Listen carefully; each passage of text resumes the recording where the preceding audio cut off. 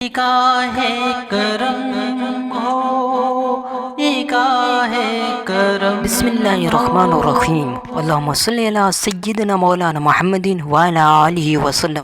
حضرت ابو ہریرہ رضی اللہ عنہ نے روایت کی ہے، رسول اللہ صلی اللہ علیہ وسلم نے فرمایا، ایک شخص جس نے بنی اسرائیل میں سے کوئی نیک کام نہیں کیا تھا، وصیت کی کہ جب وہ مر جائے تو اسے جلا ڈالیں اور اس کی آدھی راہ خشکی میں اور آدھی دریا میں بکھیر دیں، کیونکہ اللہ کی قسم اگر اللہ نے مجھ پہ قابو پا لیا تو ایسا عذاب مجھ کو دے گا جو دنیا کے کسی اور شخص کو بھی وہ نہیں دے گا۔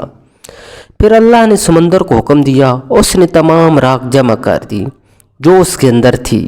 پھر اس نے خشکی کو حکم دیا، اس نے بھی اپنی تمام راکھ جمع کر دی جو اس کے اندر تھی۔ پھر اللہ تعالیٰ نے اس سے پوچھا، تم نے ایسا کیوں کیا تھا؟ اس نے عرض کی، اے رب، تیرے خوف سے میں نے ایسے کیا اور تو سب سے زیادہ جاننے والا ہے۔ بس اللہ تعالیٰ نے اس کو بخش دیا۔ قرآن و حدیث کی خوبصورت ویڈیوز کے لیے ہمارے چینل کو سبسکرائب کریں اور ہماری حوصلہ افزائی کریں۔ جزاک اللہ خیرہ۔